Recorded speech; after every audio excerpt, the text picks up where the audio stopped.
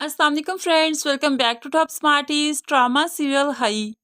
जैसा कि हमने कहा कि बादशाह गोली नहीं चला पाएगा बल्कि वो हवाई फायरिंग हो जाएगी, तो बिल्कुल फिर ऐसा ही हुआ। अब आगे चलकर हम देखेंगे कि मामला रफा दफा तो हो गया, लेकिन बादशाह को बहतावर कभी माफ नहीं करेगी कि उसने आहर पामीर का बदला क्यों नहीं लिया। बहतावर बहुत ही गमसता है। दुराभान आकर बहतावर के सर पर हाथ रखते हुए उसे तसल्ली देता है, लेकिन बहतावर को तसल्ली कोई भी नहीं दे सकता सवाए बरलास की मौत के। अब बादशाह तो जंगलों में चला जाता है, वहां पर तन्हा अपनी पिस्टल लिए बैठा है। उसे ख्याल आया कि जैसे बरलास उसके सामने खड़ा है, जल्दी से उसने पिस्टल उस पर तान ली, लेकिन फिर बरलास ने भी हाथ जोड़कर माफी मांग ली। ऐसे ख्याल में भी उसका चचा उसे मार नहीं पाया। बादशाह बस इसी कश्मकश में पागल सा हुआ जाता है कि अपने बेटे का बदला ले या अपने भाई, जिसका पहले ही एक बेटा मर चुका है, उसे दूसरी अजियत दे। आहर करे तो क्या करे, दोनों ही तरफ से उसी की हार है, क्योंकि अगर वो बदला लेता है तो इसी खानदान में हई शुरू हो जाएगी। जैसे कि बरीरा ने जमदा से कहा कि जो हुआ बहुत अच्छा हुआ, मैं जानती हूँ चन्नार खान कभी भी किसी से माफी नहीं मांगता। और तुमने देखा ना, बरलास गोली की नोक पर खड़ा था, लेकिन फिर भी उसने आगे होकर बादशाह से माफी नहीं मांगी। उसने बादशाह की मिन्नतें नहीं की कि वो बरलास की जान बख्श दे।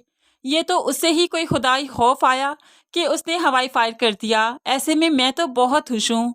वो बरलास के बचपन के दिन भी याद करती है, क्योंकि उसने बरलास को माओ के जैसी मोहब्बत दी है। वो अपने बेटे को खोना नहीं चाहती, इसलिए वो जमदा को बताने लगी कि ये मौत सिर्फ बरलास की मौत नहीं होनी थी, बल्कि इसी खानदान में हई शुरू हो जानी थी। तभी जमदा कहने लगी, तो मैं यही तो चाहती थी। लेकिन अब बरीरा बहुत हैरान हुई। क्या मतलब, क्या चाहती थी तुम ये चाहती थी कि बरलास मारा जाए? लेकिन बरीरा फौरन ही अपने अल्फाज बदल देती है, नहीं, मैं चाहती थी कि चन्नार खान माफी मांग ले, ताकि बादशाह पूरी तरह से बरलास को माफ कर सके।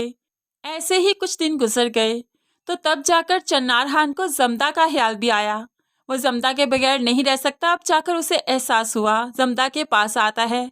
जमदा तो गुस्से से आंखें बंद कर लेती है कि वो चन्नार खान की शक्ल भी देखना नहीं चाहती। तो चन्नार खान को लगा कि शायद उसने शर्मा कर आंखें बंद कर ली कि मैं उसके इतने करीब हूँ, इसलिए कहने लगा, तुम्हारी इस अदा पर तो मर मिटने का दिल चाहता है। जब मैं पास आता हूँ तो तुम आंखें बंद कर लेती हो, ऐसे लगता है जैसे वक्त रुक गया है।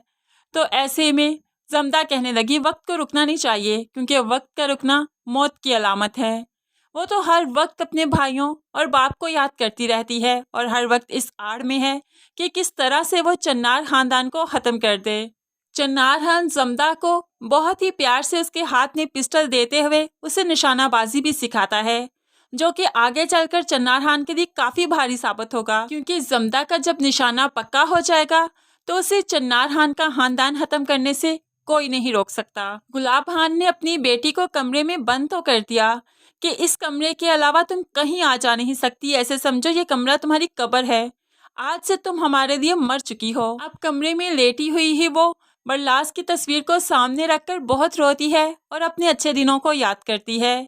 अब इस तरह ही तो ये बगावत पर उतरेगी और बरलास के साथ भागने पर भी आमादा हो जाएगी, जब जाकर काफ़ी बुरा अंजाम होने वाला है। अब कुछ दिन जो गुजरे तो दुराब खान को फिर से बादल की याद आ गई। उसकी माँ को जो उठाना चाहते थे, तो अब फिर से इस मिशन पर चल निकले हैं। लेकिन बादल, जिसे जमदा पहले ही सब कुछ बता देती है, इसलिए वो चौकन्ना तो हो जाता है। इसलिए वो चन्नार खान और दुराब खान के हाथ नहीं लगेगा।